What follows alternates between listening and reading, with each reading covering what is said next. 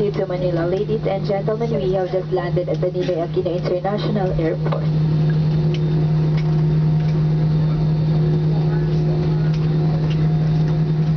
We are now taxiing towards NAIA Terminal 3 for your proper disembarkation.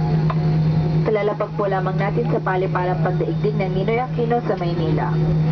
Tayo po ngayon ay patungo sa NAIA Terminal 3 para sa inyong maayos na pagbaba.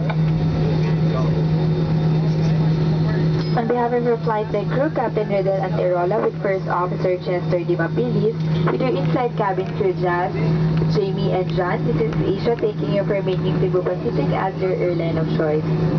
It was indeed our pleasure having you all on board, and we do hope to see you again on one of your future Cebu Pacific flights. May you enjoy your stay here in Manila or wherever your onward destinations may be. Muli po, kami po ay nagpapasalamat sa inyong pagpili at pagsakay sa Cebu Pacific. Magandang hapon po.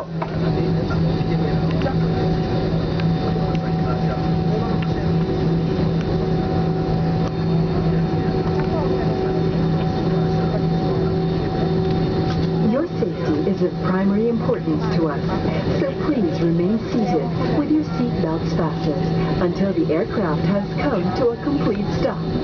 Please wait for the fasten seatbelt sign to be switched off before you get your bags or use the lavatory. Exercise caution when opening the overhead bins, as the items inside might have been dislodged or shifted during aircraft movement. Before deplaning, please check your surroundings to ensure you do not leave any of your personal belongings behind. Mangyari po lamang na manatiling nakaupo at hintaying matanggal ang babalang pagkabit ng sinturong pangkaligtasan bago tumayo para kunin ang inyong mga kagamitan. May we remind guests with infants that the infant's life vest shall be collected after disembarkation. Kindly leave the infant's life vest inside the seat pocket. Please be advised that the unauthorized removal of the life vest from the aircraft is a criminal offense. As a safety precaution, please wait for the fasten seatbelt sign to be switched off before standing up to get your bags.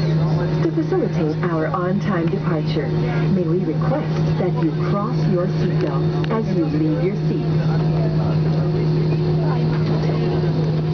For guests with onward connecting flights on Cebu Pacific, you are advised to proceed at the transfer desk located at the arrival hall or approach any of our ground personnel upon disembarkation. Para po sa mga panauhin may connecting flight sa Cebu Pacific, mangyari po lamang na magtungo sa aming transfer desk na matatagpuan sa arrival hall o lumapit sa aming mga ground personnel sa inyong pagbaba. And once again, we sincerely apologize for the inconvenience brought about by this delay. This is due to the air traffic congestion resulting to the late arrival of your turn around the aircraft. This is beyond our control, and we do hope to make it up to you in one of your future flights with us. Thank you.